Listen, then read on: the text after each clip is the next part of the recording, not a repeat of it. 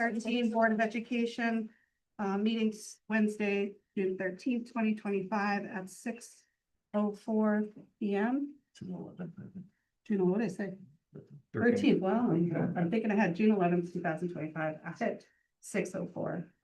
We could rise to a pledge of allegiance. Pledge allegiance to the flag of the United States of America, to the republic for which it stands, one nation, under God, indivisible, with liberty and justice for all. All right, good evening, everyone. I know that there's a lot going on this week, and I'm so thankful for everyone coming tonight. I'll start off first with an approval of the agenda. Do I have a motion to approve? So Second. Lucy, second by Bob.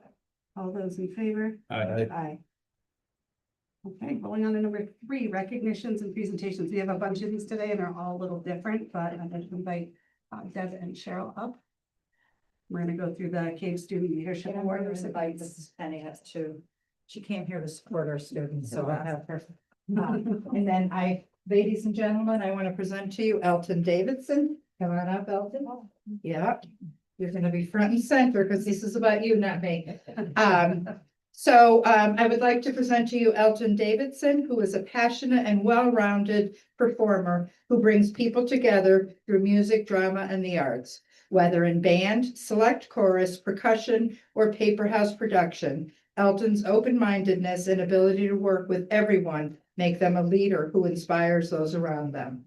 Elton demonstrates the commitment, teamwork, and integrity that defines a great leader both in the arts and in the classroom. Congratulations, Elton.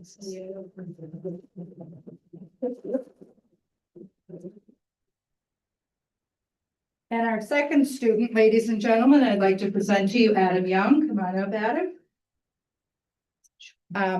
Adam Young is a student whose honesty and work ethic make him a role model among his peers. He is well respected by classmates and teachers alike. Whether on the field, in the classroom, or taking on new challenges, Adam leads with kindness, perseverance, and a willingness to take academic risks, all qualities of a true leader. Ladies and gentlemen, Adam Young.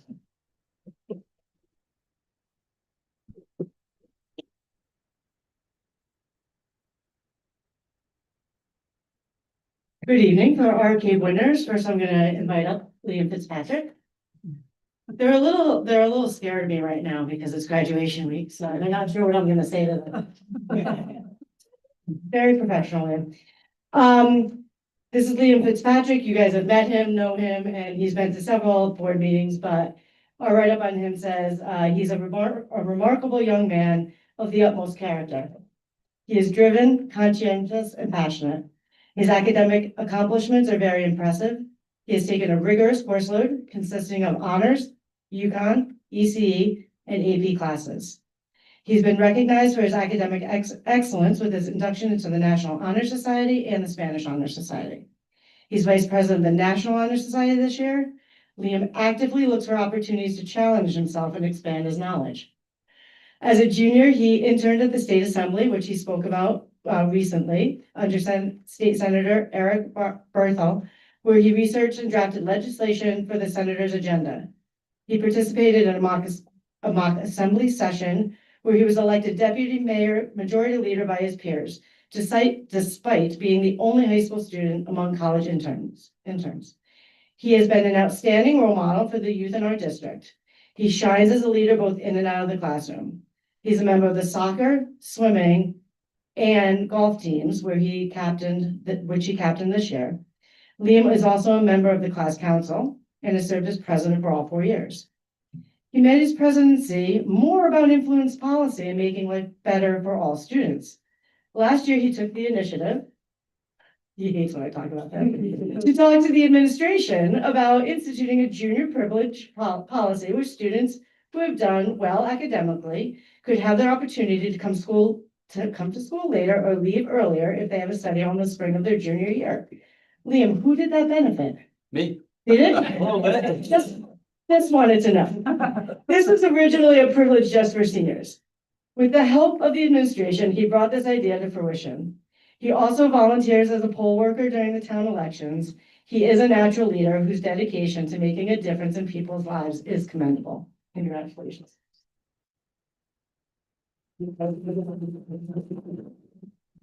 And Liam, I have to say, I've spent a lot of time up at the Legislative Office Building this session, and every time I go up there, one of them grabs me and doesn't say, "Hi, Lindsay," they ask how you are. So a big mark up there, so congratulations. Thanks so much. Liam, will next year be a rest period for you?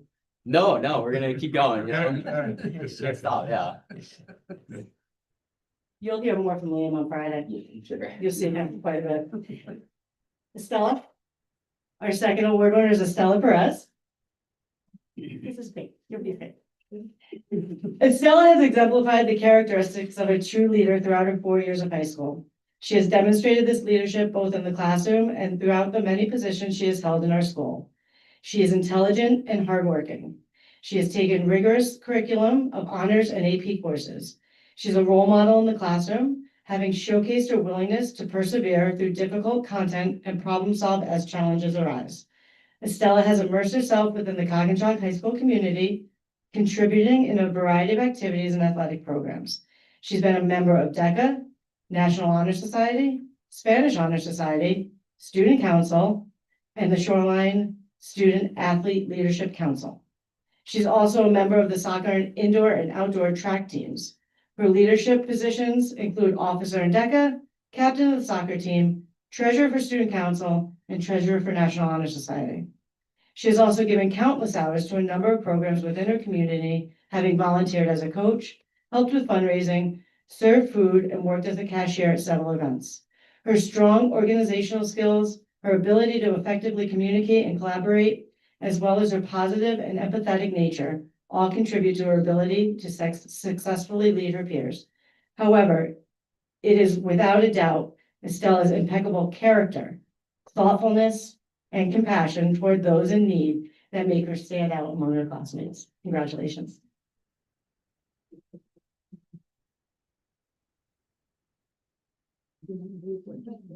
Yeah, you want to do your piece, yeah, it's fine. So we, Deb has it, Stone has it, so, a few years ago, I'm not sure how many years ago we started that scholarship.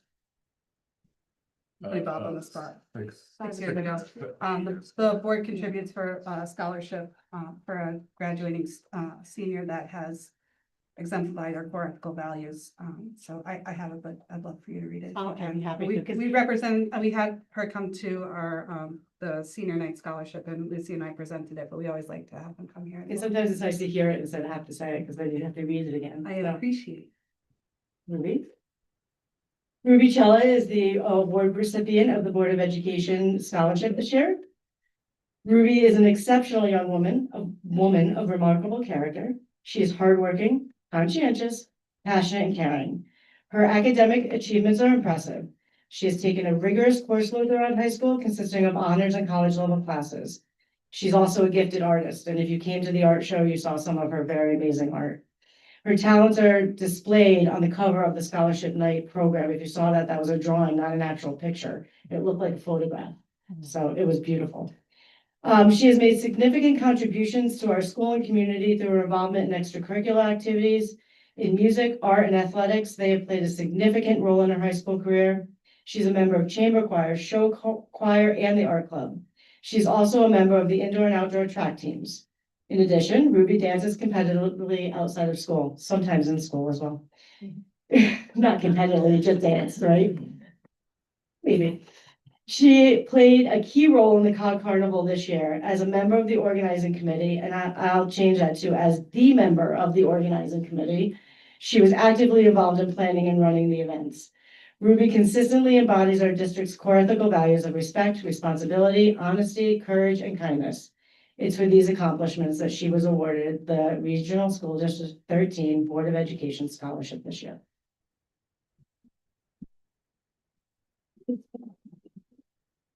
You thought what better is to give a graduating senior, but. Oh, cookies. Stop.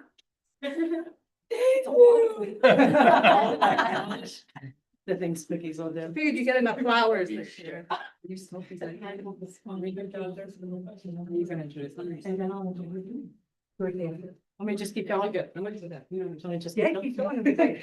All right, also tonight, I know they were here as our board reporters last month, I think, or a couple months ago.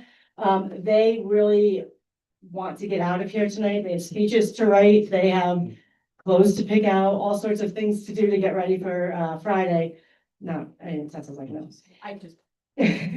So first, I would like to introduce our co-salutatorians. First, Tessa Lucier. Please stand, please stand. Right. Co-salutatorian Paige Kalazewski. Nope, stand. Stand. And our valedictorian Annika Liss.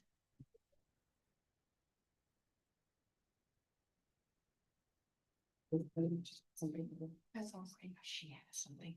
Thank you so much.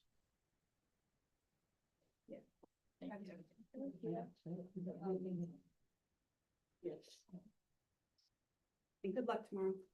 All right, just have to stay for your junior friends and then everyone can go get done what they need to do. So our board reporters tonight, we asked 3 of the officers of the junior class to come and all 5 came, which is perfect. I love that. Like there's there. Wait, is Mary there? All right, well, Mary might show up, so there's 4 of them here. They will give you our spring update. They will update you about all the happenings at Cog this past spring. So I'd like to introduce Kaylin Connell. You could often stand together. Jenny Zackley, Addie Buckite, and Sophia Auger. Hello, everyone. My name is Addie Buckeye, and I'll be presenting on the music program. So Coggin Spring Musical this year, High School Musical, had performances on April 3rd, 4th, and 5th and went extremely well. The cast, pit orchestra, and stage crew had a wonderful time working together. Many of the sets were handmade and painted by students, including Ruby. Most high schools hire a professional pit orchestra for their musicals, but ours is made up entirely of students. The spring concert this year was May 6th and featured our chamber choir, and concert band. The senior class was recognized and congratulated for all their hard work and dedication to the program over the past 4 years. Jazz Night is an annual performance by our jazz band every spring. Along with a great showcase of songs with talented musicians, it has a restaurant feel because it's located in the cafeteria with free refreshments. Memorial Day Parade was saving the best for last because the marching band went last. The day was very successful with great weather. Students can also get involved through our color guard, which is the flag squad. The music awards were held last week and celebrated student growth and achievement. This Friday at graduation, the senior choir students will begin the ceremony by singing the national anthem, and members of the band will be performing Pomp and Circumstance. In 2026, the music program will be traveling to Walt Disney World to compete with other schools in Festival Disney. I'm Sophia Auger and I'm presenting on student life. So beginning, we have the Spain and France school trip, which was in April, and students traveled to Paris and Madrid for a week and experienced the culture firsthand. And then we had the New York music trip to the Great Gatsby. So students went on a day trip to New York City. We visited Times Square, the Hard Rock Cafe, and then we ended it by watching the Great Gatsby on Broadway. And then there was Senior Sunset. So seniors gathered together on the football field and watched the sunset together. And then in May, we had AP testing where the AP students took their AP exams during the 2 weeks in May for potential college credit. And then we had prom where students attended prom at Amirati Seacliff in New Haven. And I think we can all say it was a great time. And then we had the senior picnic. Seniors gathered at Allenbrook to celebrate the end of their high school career together. And then we also had the CAS Distinguished Friend of Education Award presented to Durham and Middlefield's fire companies during a fire drill done by the fire science class. We had academic award ceremonies, which highlighted the students' achievements in every department. And then this week, we're ending it off with finals just to wrap up the school year. So yeah. Hi, I'm Jenny Zackley. And I'm Kaylin Connell. We're representing the athletic department. So this year, the boys golf team qualified for the Division III state championships. Will Fournier earned his spot as the #1 golfer in the Shoreline Conference, with Jake Crescetto following him as the #2 golfer in the Shoreline Conference. Both players also qualified for the State Open Invitational and Mohegan Sun. Regarding the track team, in the state tournament, the girls team finished 6th out of 40 teams, and the boys team finished 4th out of 32 teams. First place state champions include Charles Dallas in 300-meter hurdles, the girls 4x4 relay, including Aaliyah Watson, Estella Perez, Jane Waterman, and Sophie Farr, and the 4x8 relay girls who also qualified for state opens, including Molly Kulas, Shayla Vasquez, Estella Perez, and Jane Waterman. At New England's of Saturday, the competing teams are the boys 4x4, including James Parmley, Skylar Kazor, Liam Ullman, and Charles Dallas, the girls 4x4, Aaliyah Watson, Estella Perez, Jane Waterman, and Sophie Farr, and Charlie Dallas in the 300-meter hurdles. Along with these relays, the mixed 4x4, including 2 girls and 2 boys, Jane Waterman and Sophie Farr, and James Parmley and Charlie Dallas, are competing at nationals. Along with this, Charlie Dallas is competing in an open event, 400-meter hurdles. This year, Cognachuk hosted the Night of Speed track meet, which was a major success, and the competing athletes spread their achievements around in the media. For the tennis team, the boys, all 3 doubles teams qualified for the Shoreline Conference Tournament, along with 1 singles player, Gannon Remillard, who had a really strong season, making it to the conference tournament quarterfinals. For the girls, 9 athletes qualified for the Shoreline Conference Tournament, and the tennis team qualified for the team state tournament.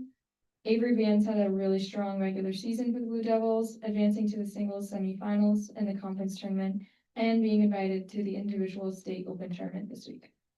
For softball, softball had a great season, finishing 10-9 in the Shoreline Conference Tournament. They were semifinalists and made it to the second round of states, losing to the semifinalist Taylor. For baseball, they had a great bounce back season with an 11-8 record. They made it to the Shoreline Conference Tournament quarterfinals and advanced to the second round of states, losing to the state finalists, which was Fog Valley. Silas Barrett was first team all conference and first team all state. For lacrosse, the Middletown and Durham co-ed girls lacrosse team finished the season 6-10 and qualified for the Central Connecticut Conference girls lacrosse tournament. Thank you. Thank you. Thank you.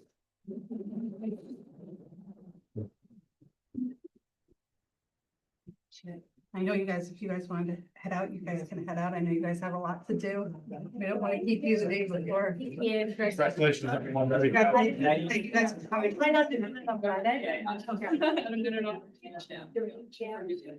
Yes. Great job. Thank you, guys. Yeah.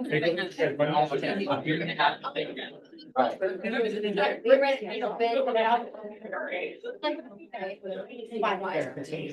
The girls thing on it. The boys will wait starts Charlie.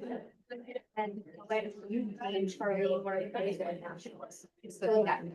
Good job. Rumicella is an absolutely amazing kid. Wonderful, yeah. I did her capstone. Absolutely amazing. Amazing. That's a good school. I'm telling you, the girl is talented. All right, now that's all the fun left. No, just kidding. We're still having fun. All right, Regional School District 13 retirees. And I believe we have one here tonight with us. Well, I'll give it up to Kevin. And it's a pretty great one to see. All right, thanks, Lindsay. I'd like to recognize 2 teachers who are retiring this year or have retired. Unfortunately, neither could attend this evening, but the first individual is Valerie Leeds. Valerie is an English language arts teacher at Strong Middle School who taught grade 7 language arts.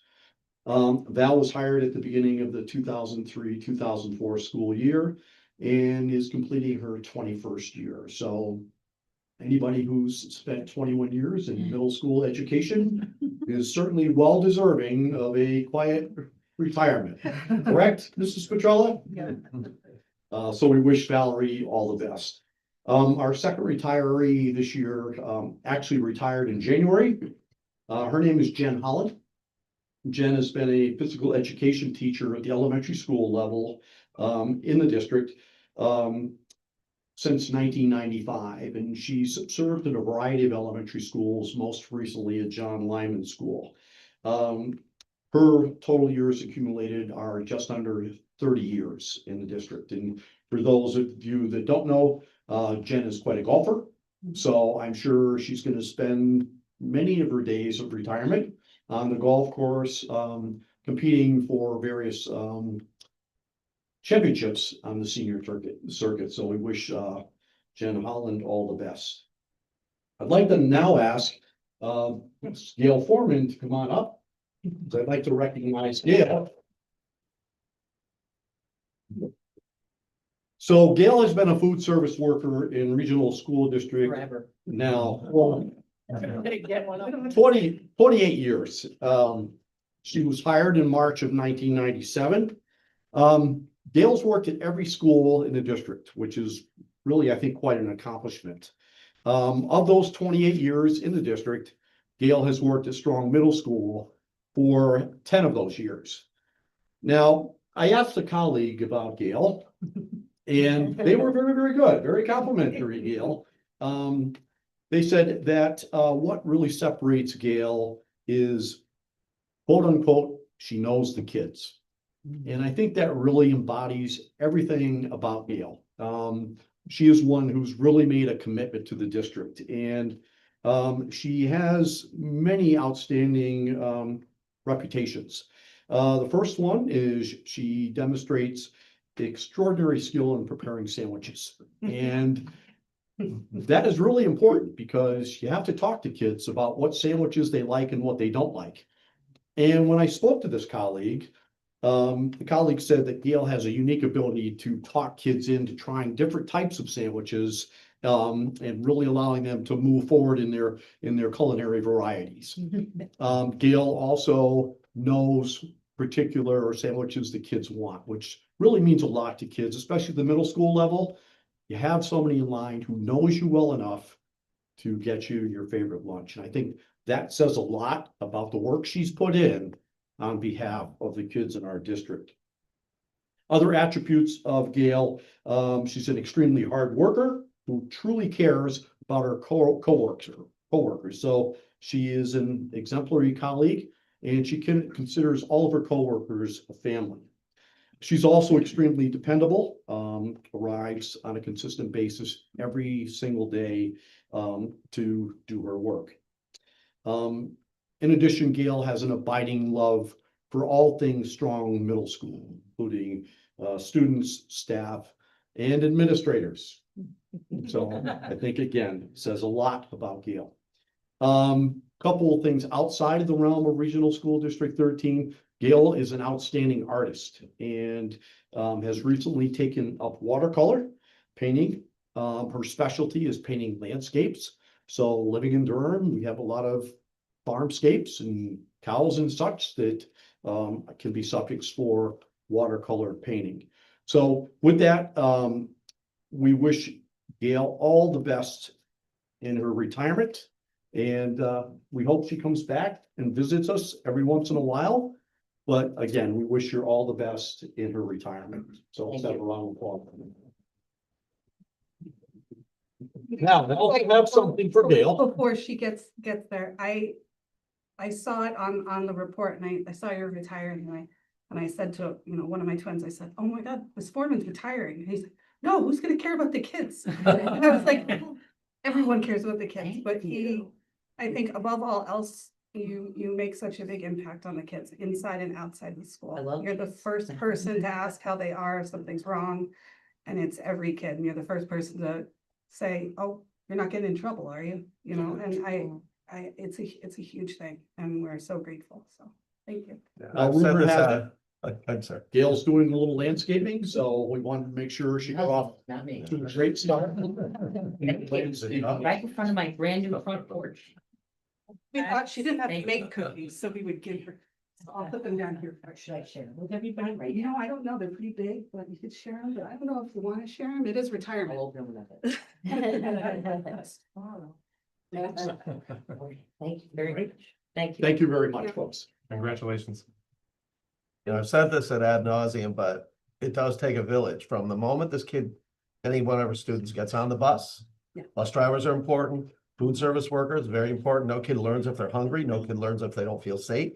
And every single person in our building is hugely, hugely influential or has the potential to be. And that's just one other example of that.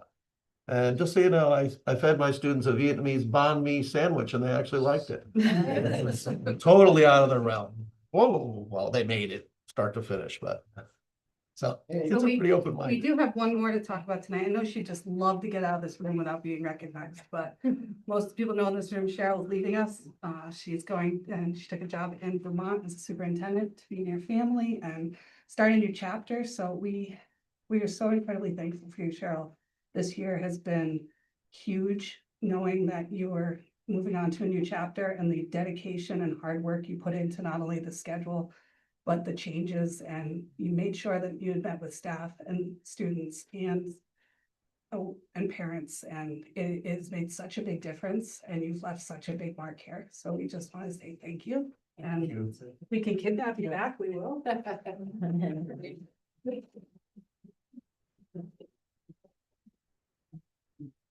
course, can't leave it on. Thank you, Lindsay. And I think you know me well enough, you know that I would have been happy to walk out the door. Yeah, Thank you, though. I You're do welcome. appreciate the kind words. I was gonna wait till later, but we knew she'd sneak out. Yes, I do want to say to everyone on the board and to Dr. Charles and everyone here, I've truly enjoyed my time in Region 13 and I feel like I've learned a lot. And I wish you all the best of luck. Good luck to you. Thank you. Ooh, not great. All right. All right. Did you raid crumble? I did raid Crumble today. Yeah, they love me. They spell that right, by the way. Okay, Where we're in. with that, we'll move on to public comment. Do you have any in-person public comment? Craig? No, just kidding. I was just waving. Do we have any online public comment? We'll have some at the end if more people join then. I don't see any. So we'll move on to approval of the minutes. We'll do these together. I took a look at them. I didn't see any issues with either of them, so I will take a motion to approve. Anyone, unless anyone has any changes.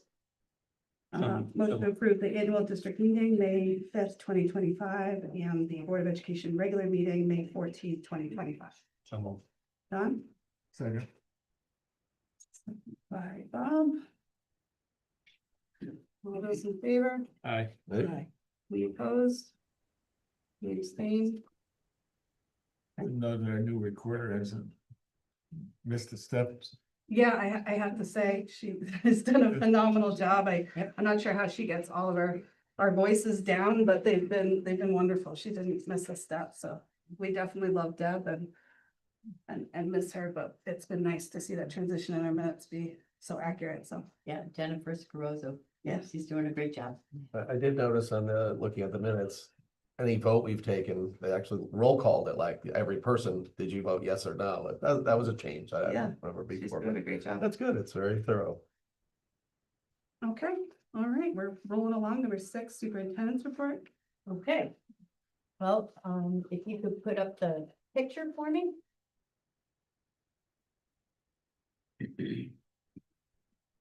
I want to bring to your attention and congratulate Natalie Franson and Jake Hatton, who are from our MTA program. They received their graduation certificates and they're going to be leaving the program both for employment and the other one for continued schooling. And I have to tell you, I was so happy to attend the ceremony. It was just a lovely celebration for these two very special students. And I had the chance earlier when I first got here to do a tour, and Natalie was my tour guide. And let me tell you, she should be the ambassador. They should hire her just as the ambassador for the MTA program. She was really just delightful. She was awesome.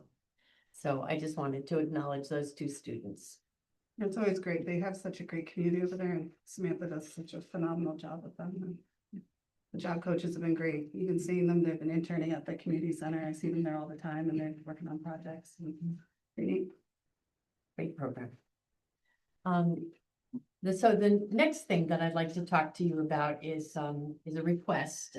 After a lot of consideration of comments from parents and staff and requests regarding the need for a certified librarian at all of our libraries. I'd like to recommend that we reinstate the library position that we cut from the budget both at Strong and on the high school. NEAS does recommend a certified position and had no issue with our current shared services between Strong and the high school.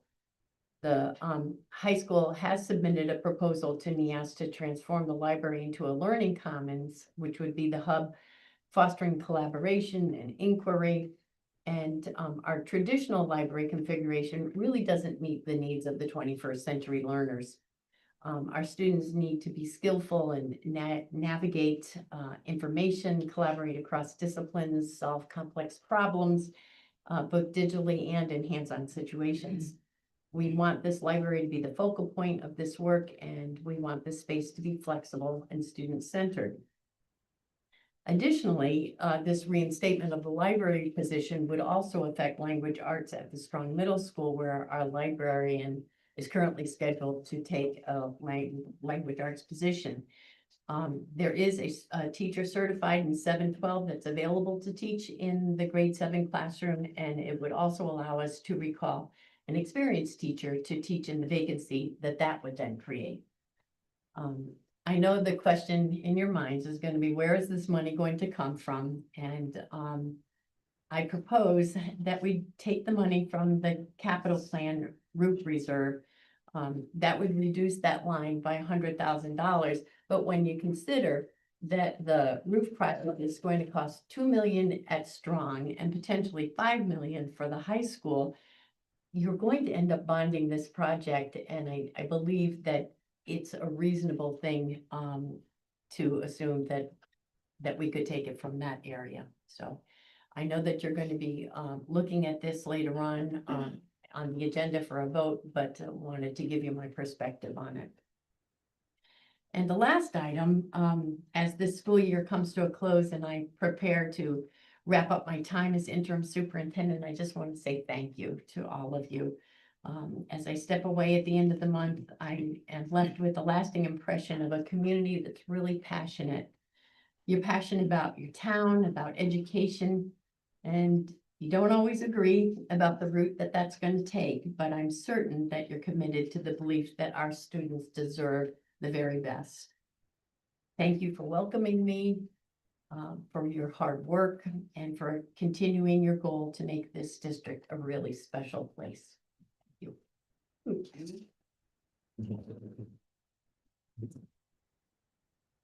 So I think this is really a good time, just at the end of that and the start of the chair update. And I know she just thanked us, but really truly want to thank you. You stepped in some really tough ideas, and you were compassionate and hardworking, and you listened to everybody from the staff to the board, the administration to parents, and we couldn't have asked for a better person to step into this role. So we hope you don't go far. We hope you come visit, but we understand if you need a break. We know you have a mother-in-law that loves the sweets, so I know you were gonna, I had to get the 8-pack because I knew that you'd want to share with her, but there's a lot of cookies in She here. will like that. And I'm sure she'll like it. I'll leave it for you, but Thank you so much. it's been great to hear about your family, and she's brought stuff home from meetings and sent a picture of her mother-in-law enjoying something from a meeting, and it has made us all laugh. And even some of the phone calls where you're like, I'm so sorry I called you 8 times today. It's a pleasure, and it's been wonderful. So Thank you. we will miss you greatly. On top of that, Pat has worked so incredibly hard to onboard Sydney, and most people don't realize Dr. Lake doesn't start until July 1. But she has stacks and stacks of binders and documents, and they've had meetings, and they're meeting for interviews, and it has helped her so much. So I know she is incredibly grateful too. So with that, thank you. Well, You're welcome. I think we'd all like to thank you for stepping in when we were in need of important change. And you helped us get through this last part of this year. You calmed some people down on our swing space and found ways to solve some of the problems that we we're facing, and I really appreciate all your work that you've done. It's been a pleasure working with you. Thank you. Okay, with that, I do have, some at the end under board communications and professional development, but I want to go into a little bit, and I know I've spoken to most of you, with the legislation passing, and I sent out the parent square. Kim and I spent painstaking hours between trying to work on language and working with the legislators and making sure that the language within the project not only was just the language to proceed, but was also the language that allowed us to get maximum financial benefit from this project. We're able to have this project be a renovated as new. We're looking at an increase in our percentage reimbursement. And with the new legislation that just passed, I was up at the LOB on the legislative office building for the legislative wrap up. And under the bonding package, where our language is, right before the language, there is a 15% reimbursement bump for special education programs and early childhood ed, so pre-K. And we're gonna talk to the State Department of Ed next week and have a meeting to see if we can get reimbursement on this project, because the language doesn't indicate that it has to be a future project. So we're hoping that they're supportive of it, but and I said it during the legislative wrap up, and I'm so incredibly proud of the relationship we have with our legislators. They have been responsive, they have reached out, and they truly want what's best for this district and to save money and to make it as streamlined as possible, and not many get that. Within that language of section 149, there were 18 school districts and 1 regional district that were allowed the language in order to move forward with projects, and that's huge from the state in order for them to be able to allow these projects to move through. We were the only regional district, and we had the most extensive language of those. But our surrounding districts, Middletown also had one in there for Beaman and, no, not Beaman, for McDonough School and their swing space, so. And we have a vote on the annual calendar in a little bit, but with that, O&G has asked us to possibly move forward with moving school start to after Labor Day. So we'll talk more about that under the vote. And I know we sent out that calendar today, but we know it's not, it's not an easy summer. It's going to be tough for O&G and the contractor. But their building committee meets next week to open the bids, and then they will hit the ground running with the contractor that they choose. The building committee is super excited, and they're ready to go. With that, that's all I have right now. We can move on to, actually, we're moving on to Kim. It's another one that won't get out of this room without being recognized. So as Lindsay was talking, I was crossing off things that I was gonna say, so I'm glad she said it, because at last minute I was like, ooh. So yeah, we talked about the legislative approval. Since we last met, the budget was passed. I think we did meet right shortly after that, right? Yeah. But and then the state of Connecticut passed a budget as well. And the only things to note right now, I'm still looking through all the language, but the ECS was restored. We originally had a small decline. Durham was reduced by 22,000, Middlefield by 5,000. Wasn't that big, but that has been restored. So we're in full. They pushed off the phase out for another couple of years. They also established a DRIP fund. And that is, and I actually submitted legislation on that, and I can tell you, it's a repairs fund. So what it actually stands for, District Repair and Improvement Program. And with that, they're allocating funds to districts who just don't have the money to do the repairs oftentimes. It's based on a formula I've yet to know what is, but we were roughly estimated at getting about 40,000 a year. It's not going to break the bank, but it might help somewhere with some of our repairs. So I was happy to see that was included. Are those specific? Specific projects? Yeah. No, we can use them for Yeah, all the language repairs. was pretty vague. I think it was left intentionally vague for that. Yeah. So we can do gym floors, we can do whatever we need to do with it. General fund, May of 2025, we finished at 88% expended. We are encumbered 100% still, but we are closing, I'm putting the pressure on closing unused POs. So that will help bring that 100% down. I don't know by how much yet, but we're working on that, and we've received 90% of our revenue through the end of May. On to concession stand. I just wanted to mention a little bit about the concession stand because in the budget, there was funds allocated $25,000 for the concession stand at the high school. And the 25,000 is really what we thought the budget could tolerate. In the time we were cutting, we were reducing staff members. That really wasn't something we wanted to address it, but we certainly didn't want to over budget and reduce in other areas. So the 25,000 is to get us off the ground and running. The concession stand has needed attention for quite a while, and we really need to get the health inspector, the building inspector, we need to get water there. We need to get it wired correctly. 25,000 is going to go quick. We recognize that. But it's a proactive way of addressing this instead of just having a health inspector come in on, oh, I don't know, September 1st and close it down for the entire, until we can fix it. So at least we have some proactive money. We've asked everybody to remove their stuff that's in there. They're storing it. If it can fit back in, if it's in good shape, if it meets all the health inspection building code regulations, maybe they can donate it back to us. But that'll be something that we'll talk about down the line. So our goal is to have it ready for fall sports, but we are also renovating and expanding a school, so, and doing some swing space. So it's going to be a lot of work for our folks. Hopefully we can get on the building officials. I think we're on their calendar for them to come out and inspect it, so.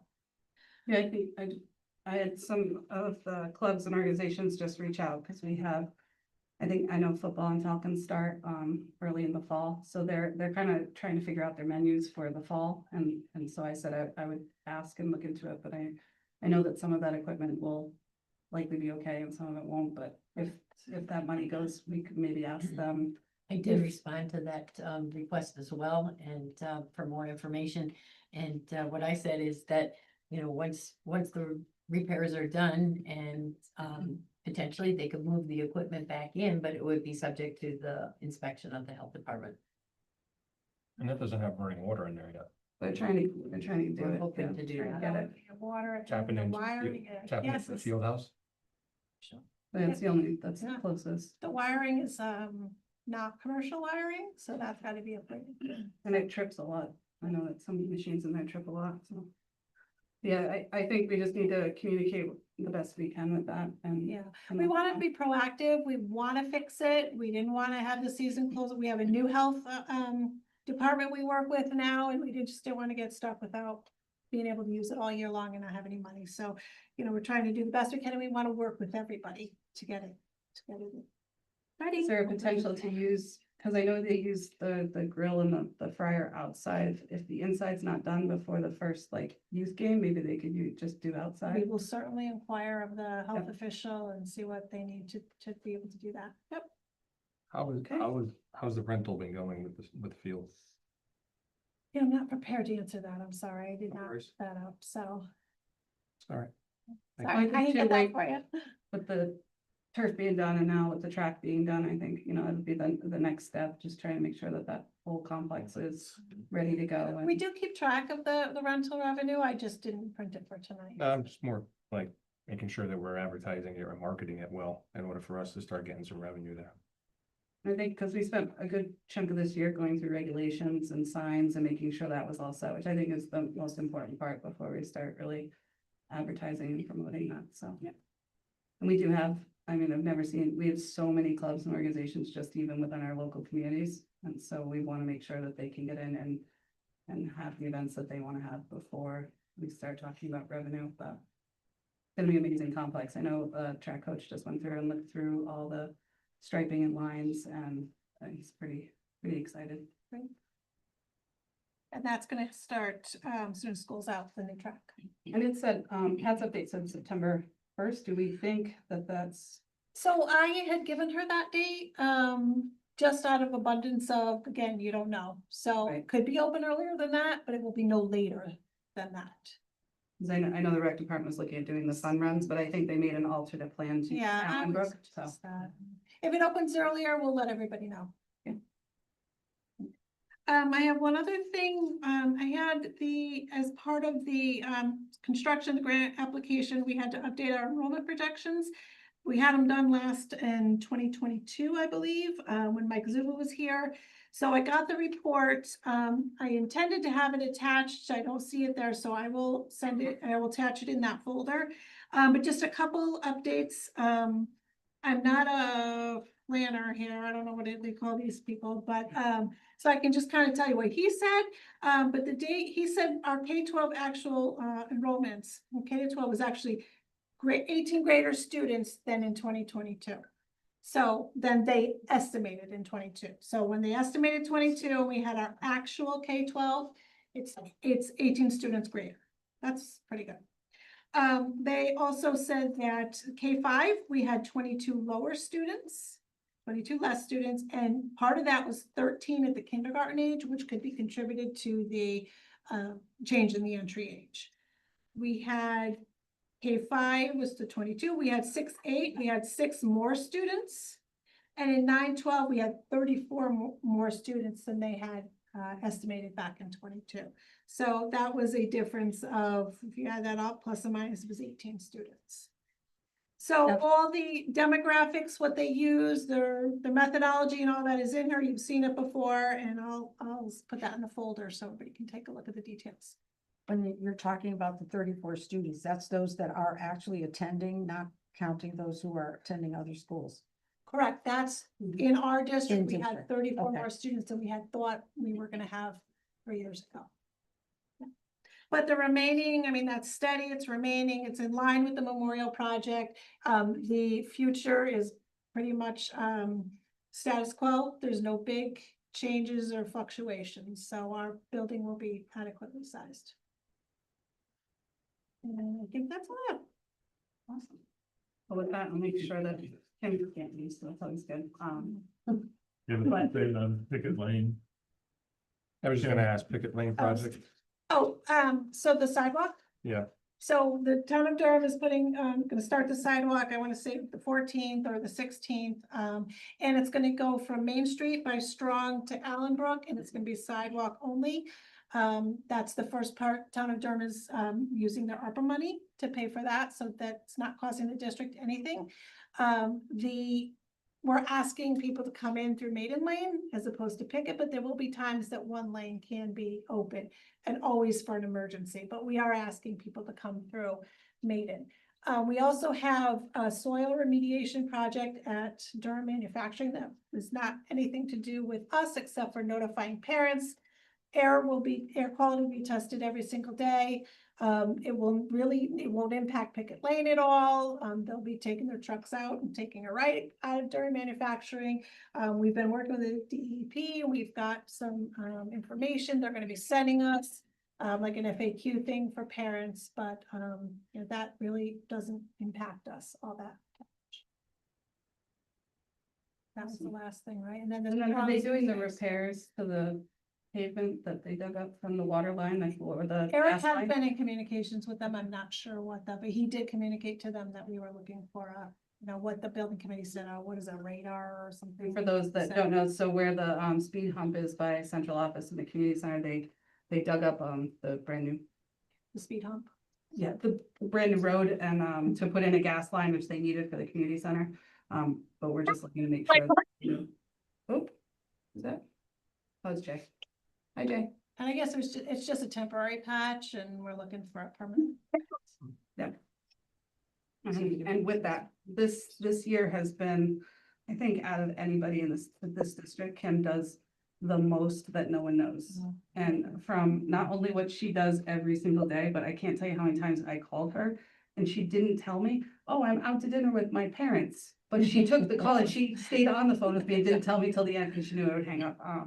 But she's always here for every single one of us. She works so incredibly well with the staff, and your compassion and your understanding and your humor has been a joy this year. And we know how hard you have worked and the amount of outreach and last minute meetings to make sure that we've met deadlines. I don't think anyone could do what you did this year. So we are so thankful for you. Also have cookies. I'm jumping in. I gotta show everyone these cookies because. Oh my gosh, I think beautiful. They are so rich, it's disgusting. Nice. I could smell them with Cheryl over the My box. kids Right? can It's like- take one bite and you feel like you're having a sugar shot. Of sugar in each one of them. I'll be out sick tomorrow, because I'll have. That's okay. I have about 3 of them. They're like tonight. 3,000 Well calories. deserved. How many days would you like? Thank you. I think the other thing about Kim is that she's been able to secure lots of extra money for us. She's got some money that, $1.5 million on the, what was for our heating and ventilating. Yeah. Got that secured and several other, every time there's a penny out there, she's on the road to get it. And, Now, you're a great partner, so So we appreciate you. you can't, you know, we I can't. think the more that we always think that we're planning for every single contingency in the world, I just know that in public education, running central offices, there's a curveball every single day, and sometimes there's 27 of them, and I just get the feeling that you're like, we got this. I don't know if you say it, but I just get that feeling that we got this, we got this, we got this, and Thank that's, you. thank you so much. That's really what we need. No matter what, panic running into her office and saying, oh, she goes, it's okay. We're good. We'll be good. We'll be fine. Everything. And I sleep like a baby, so it doesn't bother me. So people don't know how I do it, I do it. And the other one I didn't bring because I left it in the fridge at home. But I also got some cookies for Meg. We often don't realize how much Meg does until she sends us the amazing amounts. Like she's on the ball every single time. She never like, and then with the one time she sends something that has a typo, she's like, oh my God, I can't believe there's a typo on it. Literally happened once in 3 years.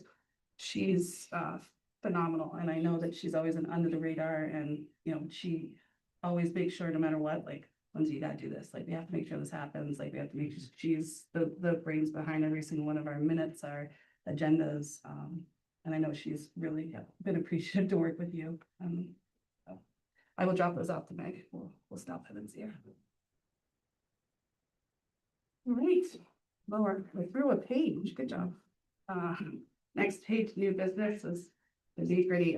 Jay and Maura, if you're on, I'm gonna have to do a roll call for these votes. So we have them, just so you know. New business discussion and possible vote on the amended 2025-2026 district calendar. Yeah, if you could put that up for us.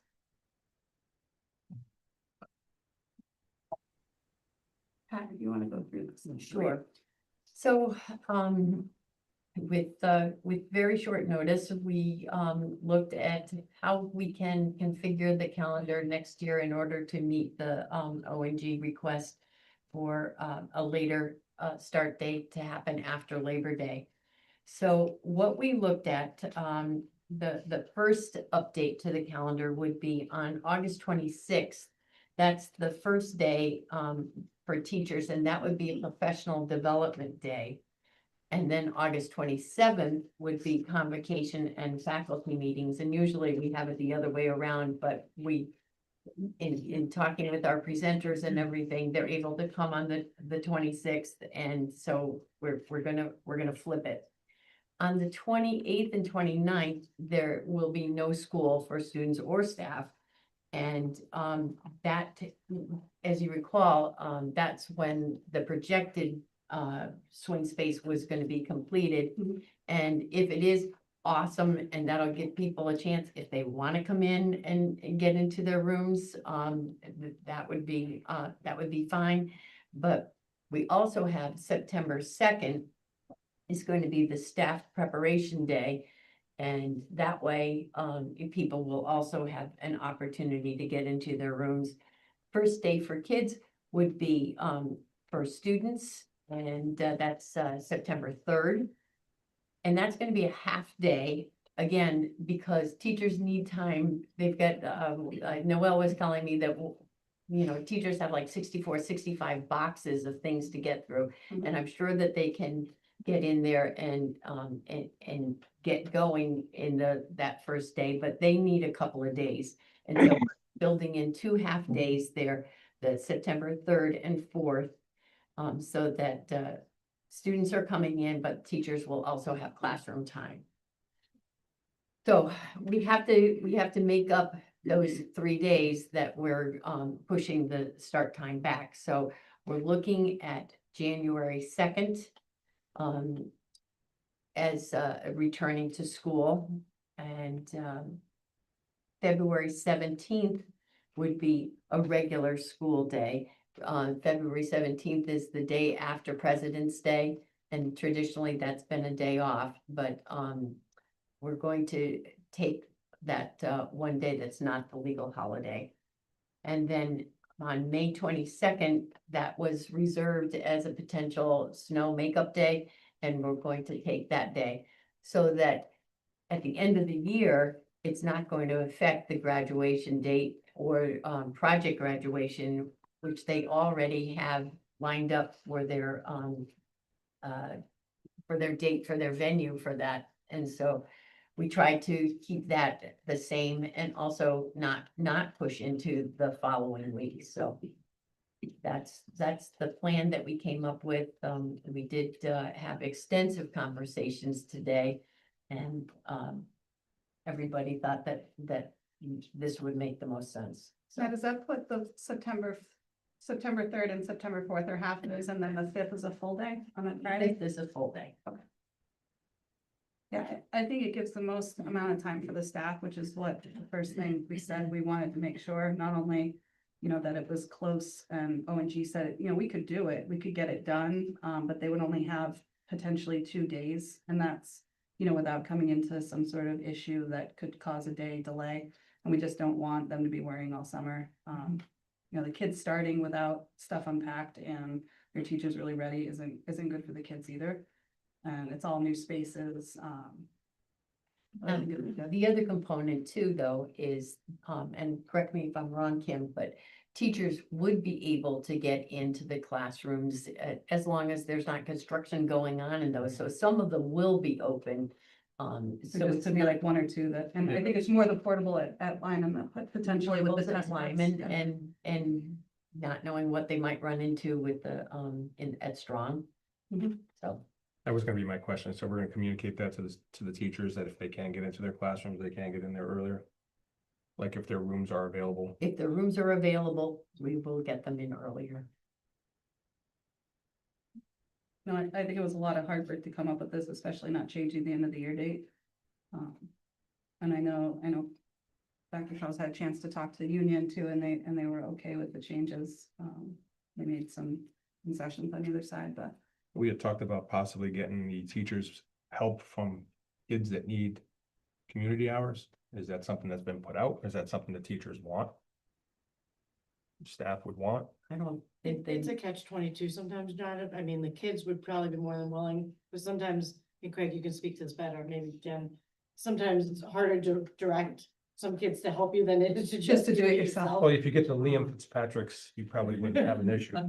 But Those teachers are very particular. I'm not saying a lot of about kids, I'm what they saying do. kids that are responsible to at least give you guys a hand. Absolutely. I mean, we want to we know this has been a stressful time. We want to make sure that the teachers are coming in and not having to deal with all the stress coming in and getting their classrooms where they want. So, I mean, we've had many discussions about this, even at the building committee, to make sure that we're giving everybody ample time to come back. And obviously, however we can help to facilitate that, obviously, so if we can get some of these kids, that'd be great. We'll put it out, we'll definitely put it out as an opportunity, because those are the easy hours to get, right? Because people sign off on them, they're here. Yeah, So I'll work with Craig and make sure that we get that message out to all the teachers. yeah, as They long as can the have teacher help if wants they it. I want it. mean, we don't have to pressure them. If they want it. Of course. I think even on the convocation and the PD day, there'll be some time for them to be able to work on their rooms too. They did last year, right? That's an annual complaint in the district that I work with, is just give us a day to get ready before the kids come. You need it, absolutely. The space that you're in is extremely important. You need a welcoming environment. You need an environment with structure, and that takes time to create. And we do need to make sure that we're supporting in that. And it was important to make sure we voted on it tonight, because even though the bids don't come back next week for the building committee, to have this and give this to parents and staff before they leave for the year is really important. They've got childcare. Yeah, agree. Parents need to look at, how they're gonna make those half days work. So I think it gives a good time frame. Well, you just made a bunch of kids really happy. Lindsay, can you hear me? I can hear you. Hey. Okay, hi. I just had my hand raised. I don't know if you could see it. I'm sorry, I didn't see it. That's okay. Just before you do the vote, I could hear in and out. But Dr. Charles, how many days did you say that allows the staff to set up the room or half days?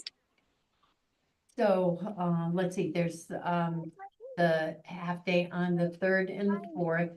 If they want to come, on the, 28th and 29th, it would be available. And then, of course, there's, the convocation faculty meeting day, And the if second. they were gonna And do the that. second. And the second. And the And second. the second. Yes. So you got 1, 2, 3, 3 full days and 2 halves. And the, And this could be, not Okay. potentially, we're not. And those are paid days? The paid, well, the 2, days, the 28th and 29th would not be paid. Those are days off, but people could choose to come in if they want to. Okay.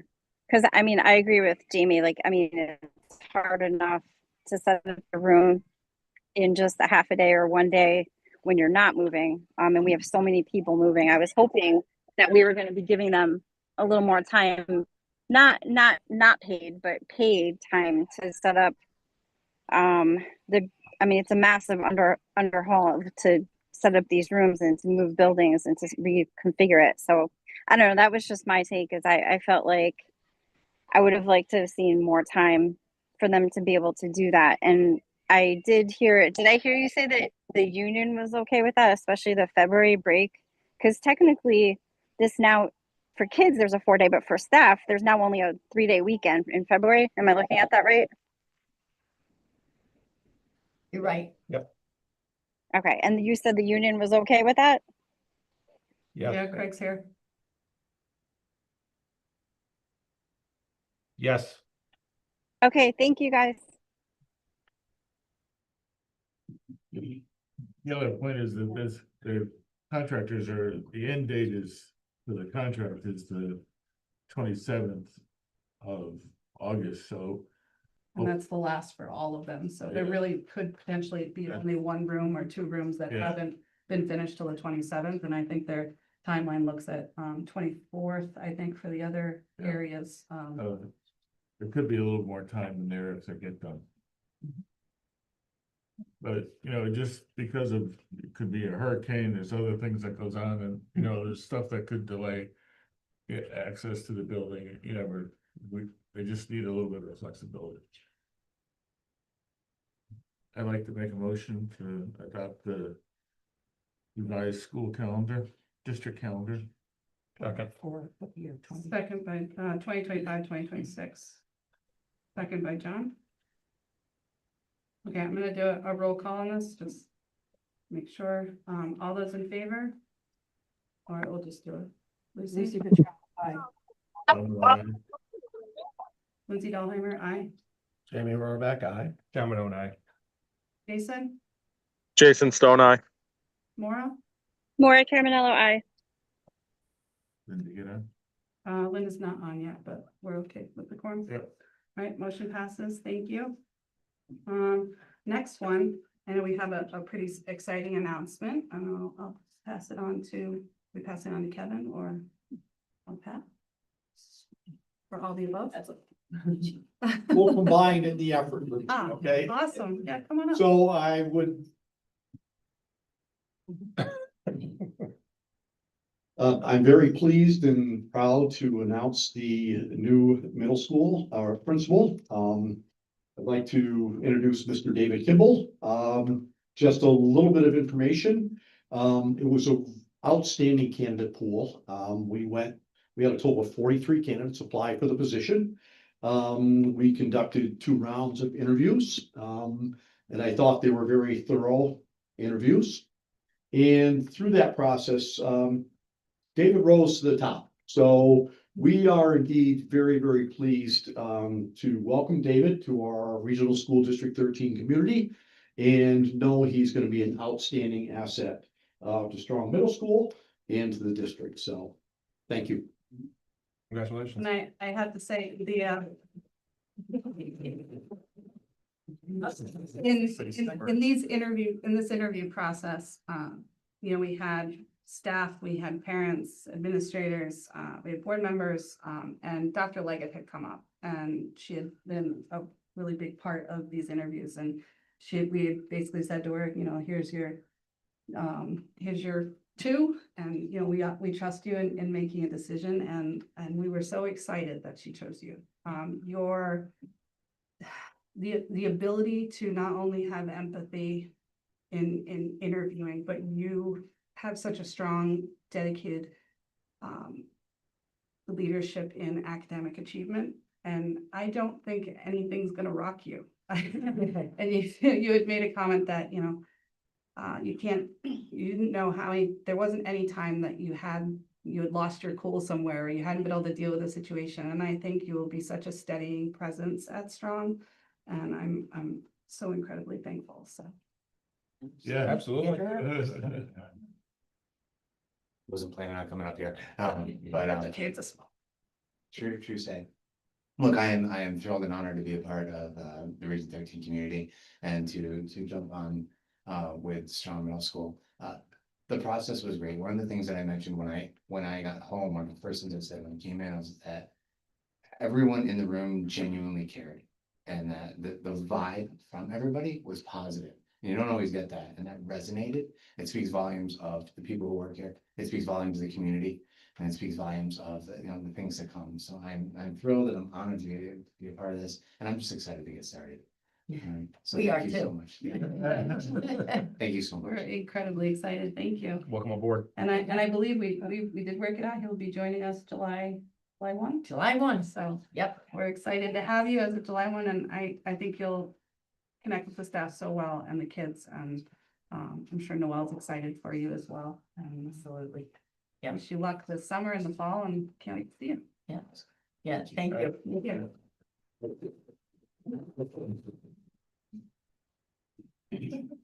All right, that was a fun. So now we're back to boring. Just kidding. Vote. So first, for purpose of discussion, can I have a motion to transfer 100,000 from the capital reserve to the general fund? Move. Moved by Bob, second.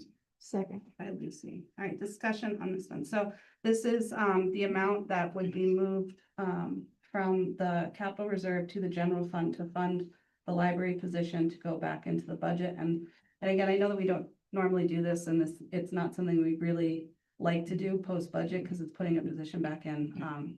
But we have to trust the administration to know what is best for our staff and for the kids. And so even though I don't want to get a habit in moving capital, and I know it kills Kim because we're actually pulling this from the roof reserve fund for capital, and mostly because that reserve fund is a savings and it's just a drop in the barrel, so to speak, but it does allow us to know that those roofs need to be saved for. But we would be looking at a bonding on the roofs eventually, so Kim was begrudgingly okay with moving some of her precious capital. But I think it's what's best for the school year, and I think it puts Strong in a really good position, as well as the high school, to start off the year really well. It puts the right people in the right places in all three spots that are going to change. Yeah. Any other discussion? Well, we had mentioned earlier about the sort of not meeting the needs of the new students. I would hope that those that are in these positions can kind of give us some advice about what they think these spaces need to become while we're doing it. Obviously, it's going to require money and, time and investment, but, hopefully there's some good thought on what works for these students, put ourselves in their shoes and, other than just a place to hang out. So. Yeah, it'll be a good year, and I know we talked to Dr. Leggett. She's gonna really have it on her radar to try to transform our libraries to modernize them a bit. A lot of the new construction, especially at the high schools and middle schools, are looking at less of a library and more of a learning commons, with still the component of a library, but adding those maker spaces. And when you see them in the new modern buildings, that's where the most of the modern But that's been schools kind of are. our underlying objective, is to get us to that 3-school system so that we can start investing into our 2 schools afterwards. So, I mean, it's all in line with what we want to do. So if that's the direction, the right way to do it. And I know this, and this is, you talked to the union, and the union's okay with adding this position. Any other questions? Yeah, I'll do a roll call. Okay, so all those in favor? Lucy? Lucy Petrella, aye. Bummer, aye. Lindsay Dahlheimer, aye. Maybe we're back, guy. John Manone, aye. Jason? Jason? Maura, More Carmenello, I. Jason Stone, aye. there we go. Thanks, Jason. All right, motion passes. Linda's maybe on yet. Linda? Not yet. My finger on these. Can't see it there. Okay, so motion passes on that one. Discussion and possible vote to approve the esports curriculum. And I know we talked extensively about this under student achievement, and I know Liza's on if we have any questions. But if Lucy, if you have a little section on I that. really didn't, because I thought Liza was gonna explain it, but if I have to, I'll Yeah. pull stuff off. Yeah, there. she's on. Oh, she's on, okay. I mean, otherwise I'll pull stuff off the minutes. I'll make sure she can, she's not on the panelist, so I just want to make sure she can unmute. Hello, everybody. Welcome from. the So we are looking for a an esports curriculum. We have reviewed several of the curriculums that are available for purchase out there. And we would like to go with one of the esports curriculums that provide a general overview of esports and various topics within esports. This is not just time to do esports playing. This also learns about the business behind running esports. It also incorporates some health and wellness in there. It incorporates game design and many different aspects of esports. We are looking for the approval now so that we can purchase it. We don't want to purchase something that would not be approved. And then we can take that purchased materials and fit them into our needs for the district. And I know Linda's not on, but Linda worked extensively on this curriculum. She was pretty excited about it, and there is a CIAC component on it. The neat part about it is it's not just gaming, it's really about safety within gaming and addiction, and how to make sure that you're not getting into that realm. And even, you know, segues into safe social media and that. Yeah, how to behave online. Yeah. And also there was what Dr. Darcy had said was that the gaming skills are sought after in the military as well. And I think, you know, we're asking for a vote to approve the curriculum, but it's existing staff that is teaching that course, correct? Correct. So we're not adding a teacher, it's just strictly for the curriculum, so. I know there's a lot of people excited about it, it's pretty neat. Yeah, in that meeting, I expressed concerns about, you know, the addictive nature of these things, but I'm happy that the well-being issue is being addressed, meaning, let's do this responsibly, do it as an adult would, and try to stick to your normal routine and schedule, because it could easily get out of whack. But one of the better things that I think of this is, you know, not every kid is a team sports outside kid, so this gives yet another opportunity for kids to get involved with something that could give them some teamwork skills and collaboration and so on. And you know, a lot of times we think of the people who are really into gaming are introverts, and you know, it's probably this would get somebody out of that realm. And I think that would be particularly useful. Yeah, there's a ton of districts across the state that are already within CIAC and competing. I think they had one on June 11th, and so it'll be neat to see, and it gives more realms for the kids to be excited about the high school at Strong's level and say, you know, I could take a class like this and I can get involved with a club on a CIT level if I'm not like that athlete, you know. And we Is get that requiring excited. more equipment? Hmm? Is that requiring more equipment? I don't think so as of yet, no. You Yeah, know, it's we just should be able to- expanded if it's another course and they need. Yeah, we should be able to do it with the updated computers.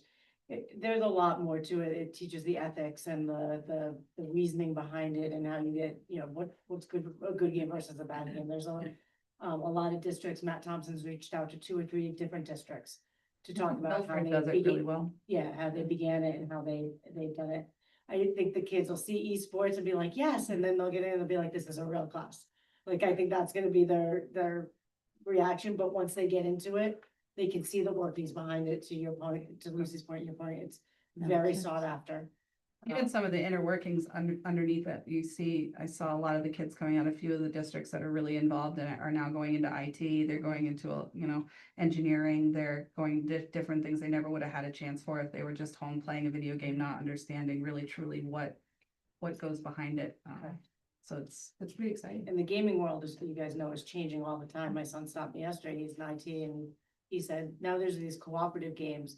You can't play unless you have another person, and you have to be able to talk to them, and you have to be able to cooperate in order to produce, and I'm like, yeah. Have you ever seen some of these competitions? It's phenomenal, like they're in these warehouses or big convention centers and the computers are all up and it's like going into Tron, only modern. It's pretty neat.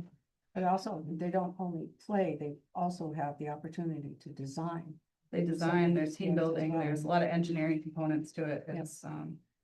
It's a big way to expand technology. I think it's gonna be. And I For think the it- purposes of the minutes and for people that can't see, the person that was talking before was our high school principal, Deb Stone. Yeah.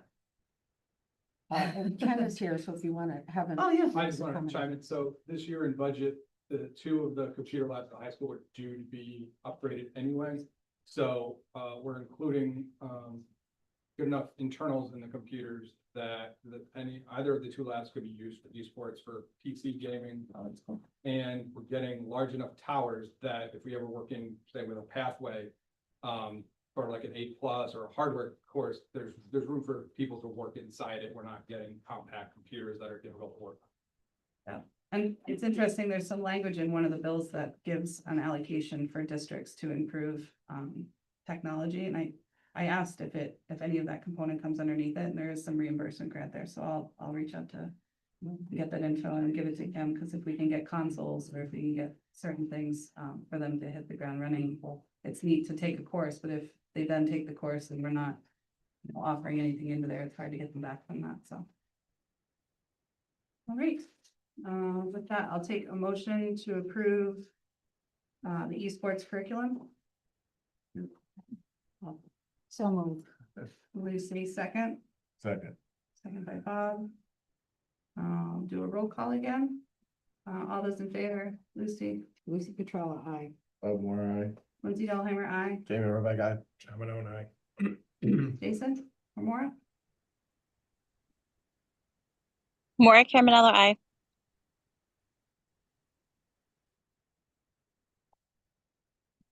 Jason. Okay, all right, I'll write that down. So that's still motion passes, so. Awesome, thank you, Liza, for staying on, we appreciate it. Thank you, Liza. All right. E, athletics report, so we're gonna table this until the July meeting. Yeah, thank you, guys. There's might be some exciting things going on at the high school tomorrow, so we totally understand. I was telling the new middle school principals this kid will leave, but that's, I think. We'll learn. We're gonna table the athletics report. Todd is attending an event for his son today, so we want to make sure that he doesn't miss that because you can't get that back. So he'll come in July to give us an athletics report update, climate and injury report. Policy review. Wow. This is the first read on three policies. The first is the diversity policy. We've had a long discussion with the equity policy, and we've come up with the proposal that in our 6,000 series, the diversity policy will be one paragraph. I think you all have it, but I could read it if you need it. The second, and we'll move our current equity and diversity policy, which is in the 6,000 series. We'll adopt the K version and move it to the 1,000 series. And finally, the organization 6145, we're planning to keep the current policy. So those are the only three that we have tonight, and they just for the first read, so they won't be voted on until the. Are there any questions? No, I think Dr. Darcy's worked really hard in finding the right ways to make sure that that is represented within our policies. And I know I'm sure there's be some revisions in the future too, but I think it's a really good start, and to make sure that that comes into the 6,000 series was important. Okay. Committee reports, Bob, you back up. The committee, of course, for the building committee of May 14th, the May 14th meeting focused on the swing space. We had the building committee spent several long hours for the committee just to go through the recommendations from ONF and on the swing space.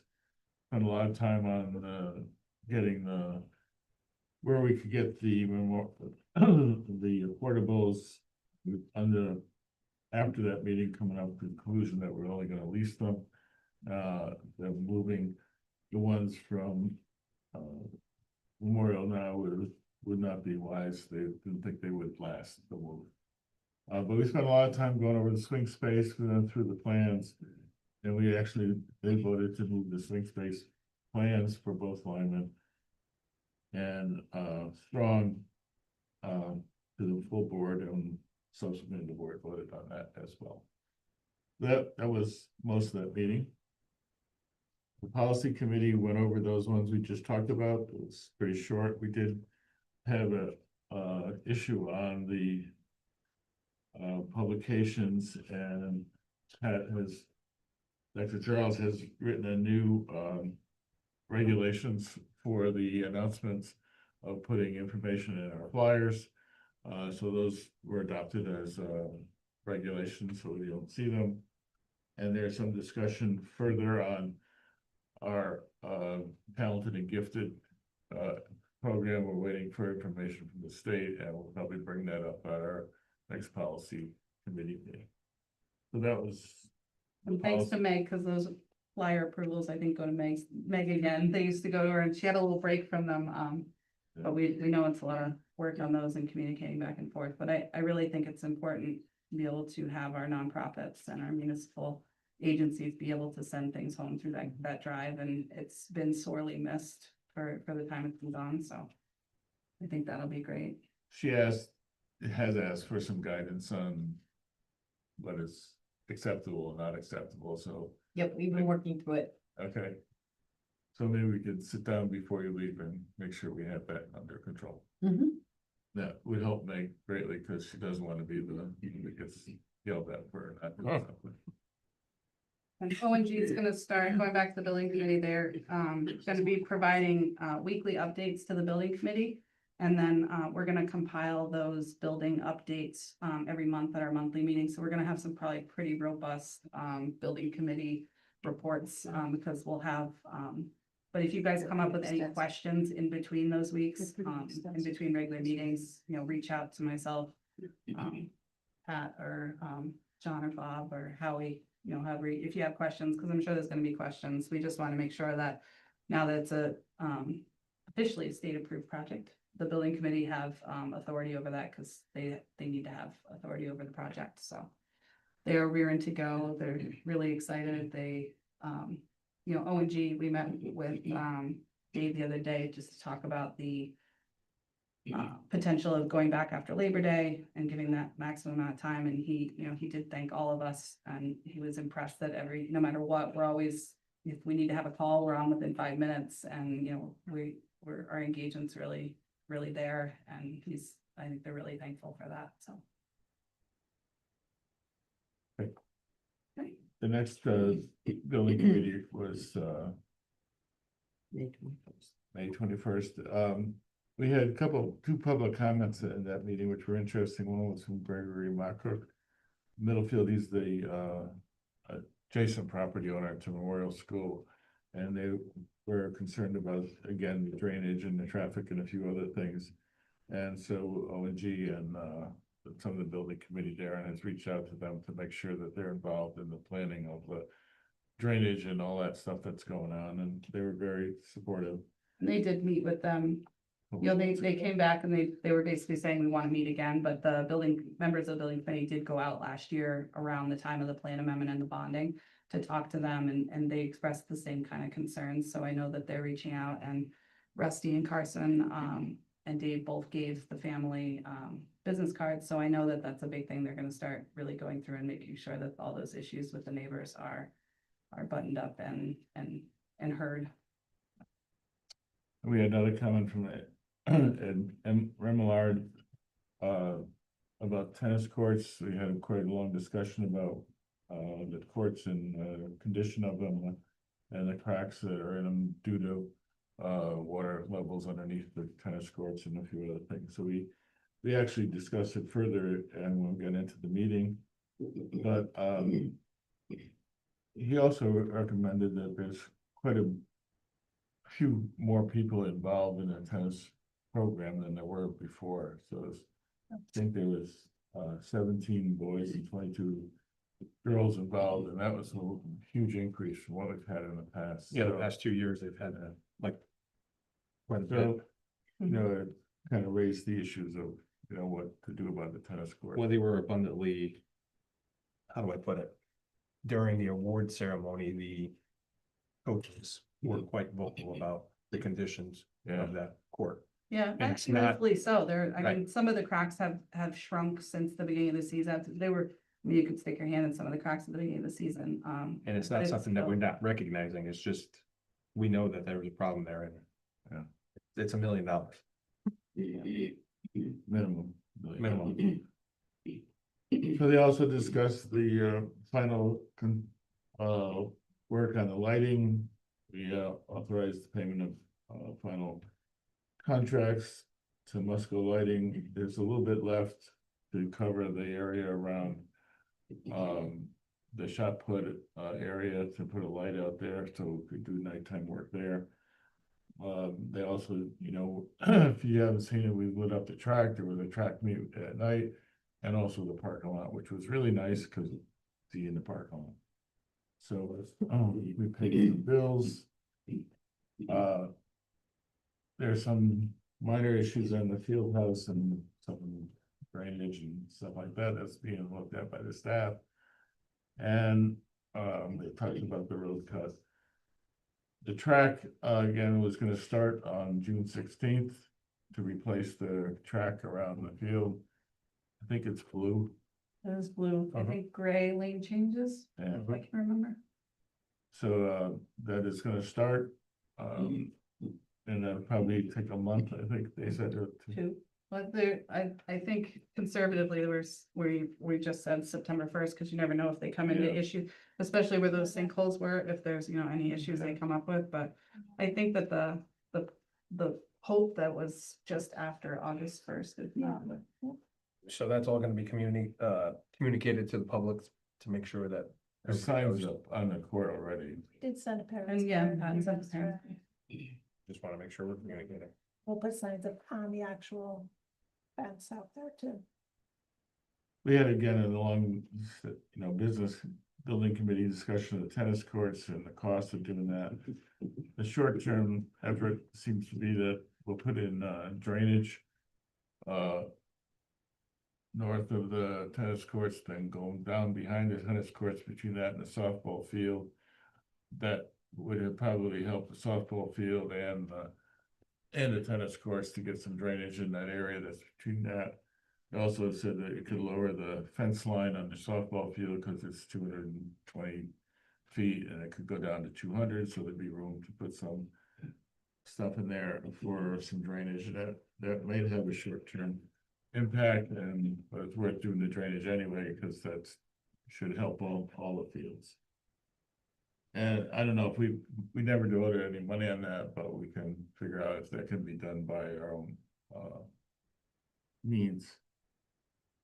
We also talked about the meetings that we had with the state. We've had 2 meetings with what's Kermit's last name? Thompson.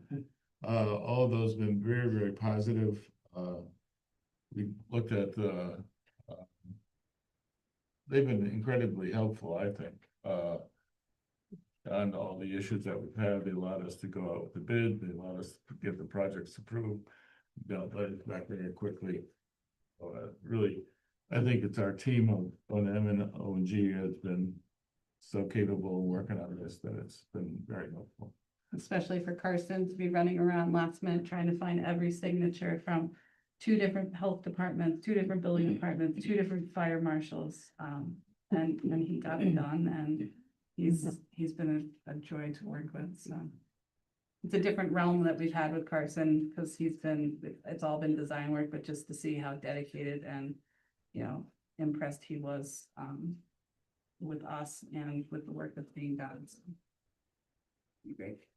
And we did talk about the traffic at Strong, and the committee was gonna have a few people, Holly's a traffic person, look at the methods of letting buses and parent pick off and drop off, and see if there's a way that we can schedule it. You have room in the back and room in the front, and since the buses won't be going to the high school where they go now, there might be more opportunity to use more of the parking area, more of the traffic around the school. So they were gonna look at that.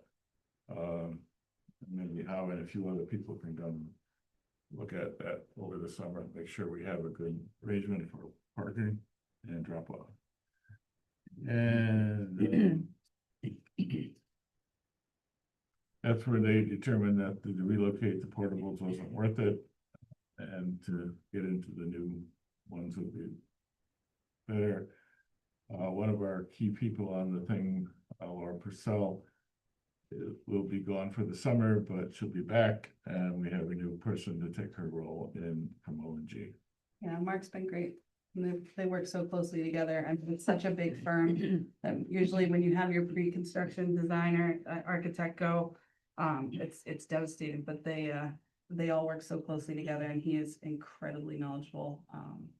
I'm pretty excited. They definitely make you feel comfortable with the way the project is moving forward, and I think it's been a great relationship overall. And I really hope that people understand that when we vetted them out, they really did a really nice job. And I think their communication aspect of it, as well as the project is going, as we talked about, making sure people know what's going on, is vitally important as well. Yeah, and their honesty and like very blunt honesty has been so important too, because they're like, we can't do this, we can do this. Cause it's, we don't want wishy-washy. If we can't do something or we can change something, we want to make sure we can do that. And Laura especially was very, very direct.